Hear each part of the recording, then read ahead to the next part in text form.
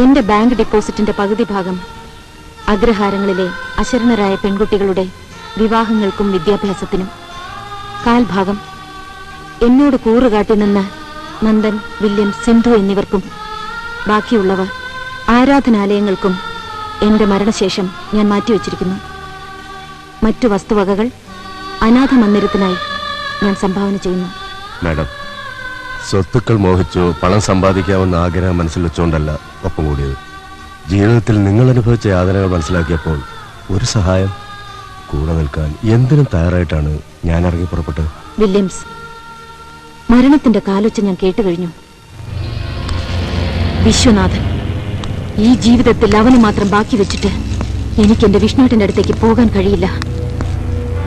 ആ ആത്മാവ് എന്നോട് പൊറുക്കില്ല. Viswanathan, your warrant is ready. Death warrant.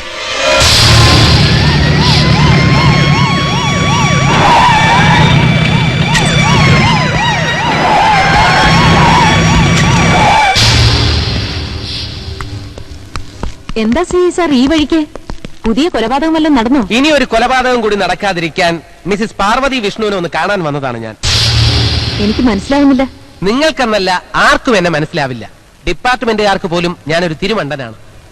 ബാബച്ചന്റെ നാടകീയമായ ആക്സിഡന്റ് ഡെത്ത്, കായൽ തീരത്തടിഞ്ഞ പൊള്ളാച്ചി തേവരുടെ ഡെഡ് ബോഡി, വഴിയിൽ കുത്തേറ്റ് മരിച്ച വിമൽ രാജിന്റെ സൂയിസൈഡൽ ഹോമിസൈഡ്, എല്ലാത്തിന്റെയും പിന്നിൽ ഒരാളാണെന്ന നിഗമനത്തിലെത്താൻ ഞങ്ങൾക്കല്പ ബുദ്ധിമുട്ടേണ്ടി വന്നു. പഴയ അഗ്രഹാരത്തിലെ തമ്പുരാട്ടിക്കുട്ടിയുടെ പുതിയ അവതാരമായി മാറിയ പാർവതി ശർമ്മയ്ക്ക് ഇനി ഞങ്ങളോടൊപ്പം വരാം. You are under arrest. ഇല്ല, നിങ്ങൾക്ക് എന്നെ കൊണ്ടുപോകാൻ കഴിയില്ല. നിങ്ങൾ പറഞ്ഞ കൊലപാതകങ്ങൾ മുഴുവൻ ചെയ്തത് ഞാനാണ്. പക്ഷേ എന്നെ അറസ്റ്റ് ചെയ്യാൻ മാത്രം തെളിവുകൾ നിങ്ങൾക്ക് കിട്ടില്ല.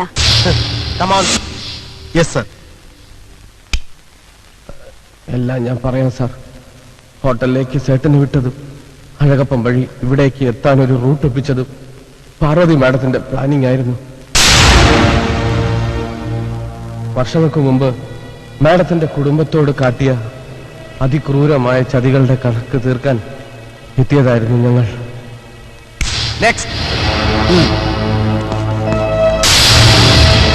നന്ദകുമാർ ഉണ്ട ചോറിന് നന്ദി കാണിക്കുന്നവനാ. സത്യങ്ങൾ ഇവനെ കൊണ്ട് പറയിപ്പിക്കാൻ ഞങ്ങൾക്ക് ഒരുപാട് ബുദ്ധിമുട്ടേണ്ടി വന്നു. സംഭവങ്ങളുടെ സത്യസ്ഥിതി അറിഞ്ഞപ്പോ ഈ മരിച്ചവരൊക്കെ തന്നെ ശിക്ഷ അർഹിക്കുകയും ചെയ്യുന്നു. പക്ഷേ സോറി മാഡം, നിയമം കയ്യിലെടുക്കാനുള്ള അധികാരം നിങ്ങൾക്കില്ല. കുറ്റവാളികളെ ശിക്ഷിക്കേണ്ടത് പാർവതി ശർമ്മയല്ല, കോടതിയാണ്. കോടതി? വർഷങ്ങൾക്ക് മുൻപ് നിങ്ങൾ പറയുന്ന സത്യസന്ധതകൾ അപ്പാടെ നടപ്പിലാക്കിയിരുന്ന ഒരു പോലീസ് ഓഫീസർ ഉണ്ടായിരുന്നു, CI വിഷ്ണുദത്തൻ. എന്നെ ജീവന തുല്യം സ്നേഹിച്ച എന്റെ വിഷ്ണുവേട്ടൻ നിർധനയായ ഒരു ബ്രാഹ്മണ പെണ്ണിനെയും അവളുടെ അച്ഛനെയും അസമയത്ത് കുറെ ദുഷ്ടന്മാരിൽ നിന്ന് മോചിപ്പിച്ച് അഭയം കൊടുത്തതാണോ അദ്ദേഹം ചെയ്ത തെറ്റ്? അതോ ഈ രാജ്യത്തെ ശിഥിലമാക്കുന്ന രീതിയിൽ കള്ളപ്പണവും കരിഞ്ചന്തയും നടത്തിയവരുടെ കൈകളിൽ കയ്യാമം വെച്ചതോ? ഒരു പുലർച്ചെ കൊണ്ട് ഒരു പ്രദേശത്തെ മുഴുവൻ വിഷമയമാക്കി കുഞ്ഞുങ്ങൾ അടക്കമുള്ളവരുടെ മരണത്തിന് ഉത്തരവാദിയായ രാജ്യദ്രോഹികളെ ജയിലിൽ അടച്ചതാണോ? പറയണം, പറയണം സർ, ഇതിലേതാണ് അദ്ദേഹം ചെയ്ത തെറ്റ്? നീതിക്ക് വേണ്ടി തുലാസിന്റെ വലം തട്ടിൽ തൂക്കിയ മാടപ്രാവിന് പകരം ശിവചക്രവർത്തിയുടെ മാംസം ചോദിച്ചു വാങ്ങിയ കഴുകന്റെ കണ്ണുകളാവരുത് ഇവിടുത്തെ നീതിപീഠങ്ങൾ. എന്റെ കണക്കുകൂട്ടലുകൾക്ക് പറ്റിയ ആദ്യത്തെ പിഴവ് സത്യസന്ധനായ ഒരു പോലീസ് ഓഫീസർ തോൽക്കുന്നത് കാണാൻ ഞാൻ ആഗ്രഹിച്ചിരുന്നില്ല എന്നത്. പക്ഷേ ഞാൻ കരുതിയതിനു മുൻപ് നിങ്ങൾ വിജയം നേടി. കൃത്യനിർവഹണത്തിൽ പിഴവേൽക്കാതെ ഈ കൈകളിൽ ഇനി സാറിന് വിലങ്ങിടാം. മിസ്സിസ് ഗായത്രിയോട് എനിക്ക് സഹതാപമുണ്ട്. യാഥാർത്ഥ്യങ്ങൾ മനസ്സിലാക്കി കോടതി അന്ന് അവരെ ശിക്ഷിച്ചിരുന്നെങ്കിൽ നിങ്ങൾക്ക് ഒരിക്കലും നിയമം കയ്യിലെടുക്കേണ്ടി വരില്ലായിരുന്നു. ഏതായാലും ചെയ്ത കുറ്റങ്ങൾ സ്വയം ഏറ്റുപറഞ്ഞ് നിങ്ങളെ കൊണ്ടുപോകാൻ എനിക്കൊരു വിലങ്ങിന്റെ ആവശ്യമില്ല. You can come with me.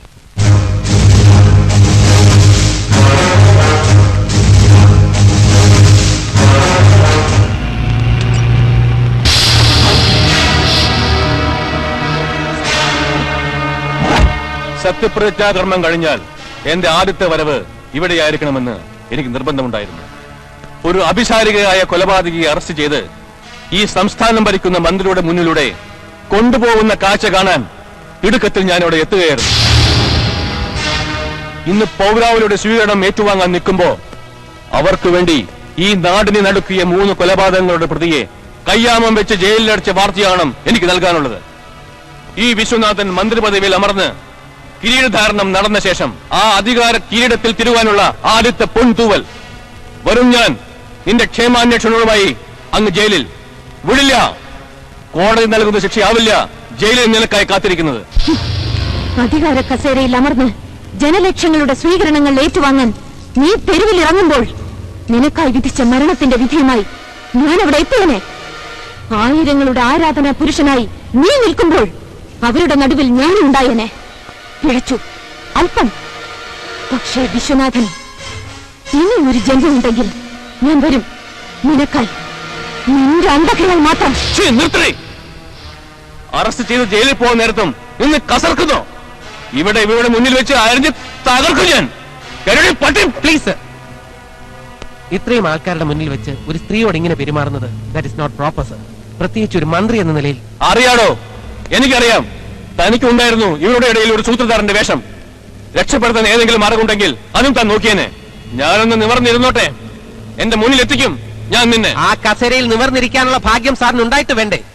നിരത്തിലോടുന്ന വണ്ടികളുടെ കണക്ക് പറഞ്ഞ് കപ്പം വാങ്ങിയതിനായിരുന്നു അന്ന് ഈ കസേരയിൽ ഇരുന്ന മന്ത്രിക്ക് രാജിവെച്ച് ഒഴിയേണ്ടി വന്നത്. അതിനുശേഷം വന്ന ഭരണാധികാരിക്ക് വൃത്തികെട്ട ആരോപണങ്ങളുടെ പേരിൽ മന്ത്രി കുപ്പായം ഊരി പുറത്തു പോകേണ്ടി വന്നു. അടുത്ത ഊഴം സാറിന്റേതാണ്. കഴിയില്ല സാർ. ഒന്ന് നിവർന്നിരുന്ന് കഴിയുമ്പോഴേക്കും പിടിച്ചിറക്കാനുള്ള പുതിയ തന്ത്രങ്ങളുമായി അടുത്ത ഗ്രൂപ്പ് സാറിന്റെ മുന്നിൽ പ്രത്യക്ഷപ്പെട്ടിരിക്കും. വാളെടുത്തവൻ വാളാൻ. ഈ ധാർഷ്ട്യം എന്നോട് വേണ്ട സാർ. ജനാധിപത്യം എന്ന് പറയുന്നത് ജനങ്ങളുടെ ആധിപത്യമാണ്. അല്ലാതെ നിങ്ങൾ ധരിച്ചു വെച്ചിരിക്കുന്നത് പോലെ ജനങ്ങളുടെ മേൽ നിങ്ങൾക്കുള്ള ആധിപത്യമല്ല. അഗ്രഹാരത്തിൽ ജനിച്ചു വളർന്ന് വേദങ്ങളും ഉപനിഷത്തുകളും മാത്രം മനസ്സിൽ പേറി ഈശ്വര ചിന്തയുമായി നടന്നിരുന്ന ഒരു ബ്രാഹ്മണ പെൺകുട്ടിക്ക് കൈത്തോക്കും കഠാരയും എടുക്കേണ്ടി വന്നത് സമൂഹത്തിൽ മാന്യത ചമഞ്ഞ് നടക്കുന്ന നിങ്ങളെപ്പോലുള്ളവരുടെ ദുഷ്പ്രവൃത്തികളുടെ ഫലമായിട്ടാണ്. ചോരക്കറയുടെ ബാക്ക്ഗ്രൗണ്ട് രാഷ്ട്രീയ നേതൃത്വത്തിനുള്ള അഡീഷണൽ ക്വാളിഫിക്കേഷനായി മാറുന്നത് ഇന്നല്ലെങ്കിൽ നാളെ അവസാനിക്കും സർ. ഇല്ലെങ്കിൽ ജനങ്ങൾ അവസാനിപ്പിക്കും.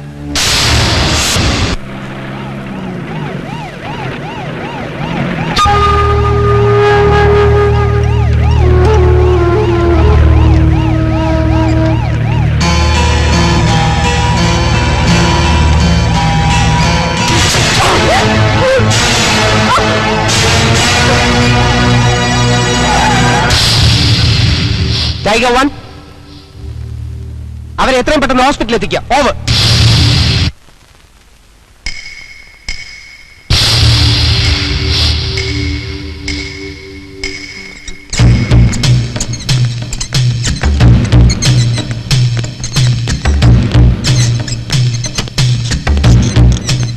നിങ്ങളിറങ്ങി പുറത്തേക്കണം. ഡ്രസ് ചേഞ്ച് ചെയ്യാനുള്ള. ശരി.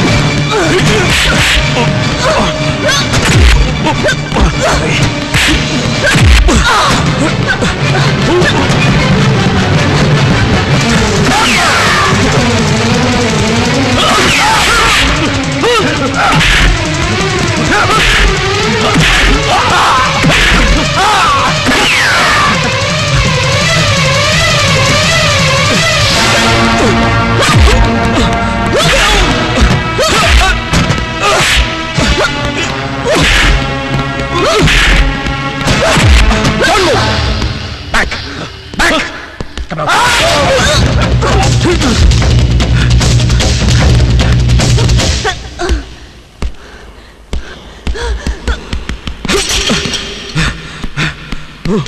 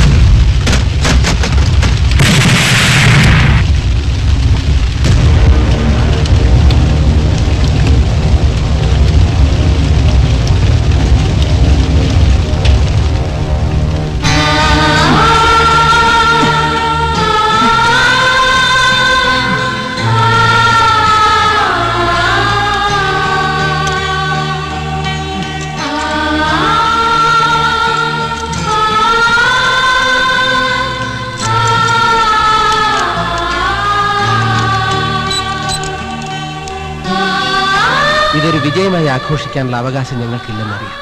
സത്യവും നന്മയും കൂടി ജയിച്ചാൽ മാത്രമേ ഇവിടെ നിയമങ്ങൾക്ക് അർത്ഥമുണ്ടാവൂ.